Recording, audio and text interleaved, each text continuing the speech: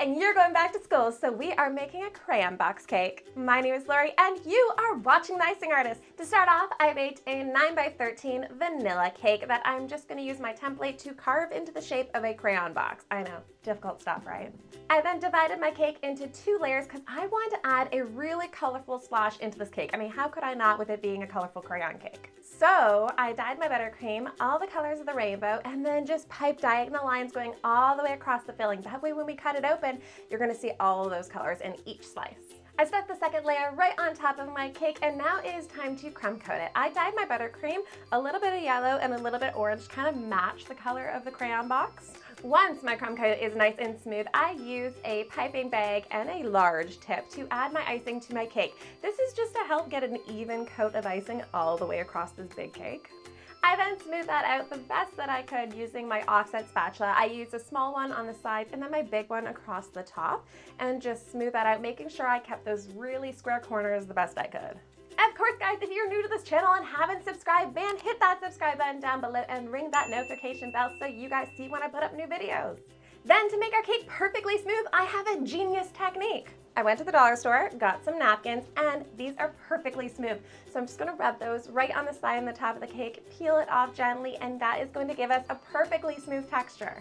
For all you guys who've been in the icing squad a long time, you may remember that I used to use paper towel that I'd rub on the cake and peel it off, but I hated the paper towel texture that it left. But I found with the napkin, because there's no texture on it, it's perfectly smooth. It leaves a perfectly smooth finish. Now to get those logos on the cake, we're actually going to use the template, but I had to flip the template over, and you will see why in a minute. I used some cellophane wrap and placed that right on top of my image, and then just using a #1 piping tip, the smallest piping tip I could find. I'm going to outline that kind of yellow bubble and then outline each of those green letters. You want to take your time with this and make sure you do a good job outlining everything, because that is going to be your guide when you're filling on all the colors. But you don't want to take too long because you don't want the icing to crust. I'm going to pick up my image and I'm going to flip that right onto my cake and then just smooth that out with my hand. Once it is stuck to the cake, you want to rip off that cellophane wrap like Band-Aid.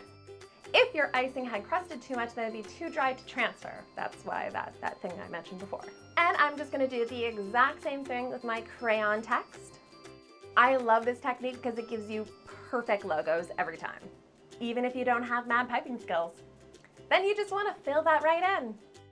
So I know I've missed a few videos, but I promise it is for a very good reason. I got married to the man of my dreams, my new husband, my partner in crime, man who helps create all these videos with me. The day was absolutely perfect. Of course, I had to take some time off to actually plan my wedding, have my wedding, and then, enjoy some time after my wedding.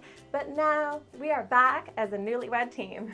I can't wait to share pictures and everything with you guys. I don't have them yet, but when I do, I will share them with you. And let me know, do you guys want to see me kind of recreate my wedding cake? Do you guys want to see anything? Let me know down below.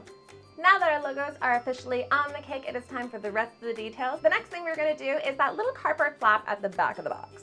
Flap, tab, flap. And I decided to make that out of fondant. So I just rolled out my green fondant, cut out a rectangle shape, and then I even cut out that little missing tab. You know that hole that hangs it on that little rod thing? Anyway, I cut that out. Now all of those green pieces on the bottom of the cake, I decided to do those out of fondant too, so I just rolled that out and used my multi-pizza cutting tool and just cut out little strips and glued that on using water. I like this because I was able to get even more so square edges on the bottom of the cake, which looked awesome, although it was a pain with all of those little pieces. But it would look much better with fondant, much cleaner with fondant than it did with buttercream, so c'est la vie. I just marked a circle right in the center of that using a circle cutter and then filled that in with some red buttercream and paper towel that's smooth. I love using circle cutters as my little guide and template because anytime I try to freehand a circle, I don't know if you guys have the same problem, but anytime I try to freehand a circle, it ends up looking like an oval. Not this circle. This circle's actually going to look like a circle. Added a number 10 right in the middle because we are going to make 10 crayons to go in this box. To make those crayons, I just used little mini ice cream cones. These are gonna help all of our crayons look the exact same. I love this. I feel like I'm full of good ideas. I took the break now, I'm back, and I'm excited. I cut the little nubs off the top because crayons oddly have little flat ends on them. Why don't they have sharpened ends? And then because we're making 10, I wanna stagger them so you can see all of them on the cake, so I shortened half of them. I filled those with fondant to keep those nice and strong, and so the cake pop stick that's gonna hold those into the cake kind of holds it in there. Wet those with gel paste so my fondant would stick to it, and then just rolled my fondant right over the crayons and cut off the excess. For that little flat nub on top that now has all that excess fondant, you just kind of fold that over. I just used a ruler to get that like nice flat end and then cut off the excess. For the crayons that are going to be on the bottom row, we need that little like wrapped nubby end that some crayons have, so I just wrapped a little strip of fondant around them. I stuck a cake pop stick in them, and then I stuck those right into the cake, starting in the center and then work my way out. I figured that was the best way to get these crayons centered, and then did the top row right on top. I am so in love with this cake. I hope that you guys really liked my first cake back, and of course when you cut it open, it has that beautiful rainbow pattern right on the inside of it. Thank you guys so much for watching and for coming back after all this time. I love you, and I will hopefully see you guys again here back next week so we can make something else in a cake. It's going to be really cool.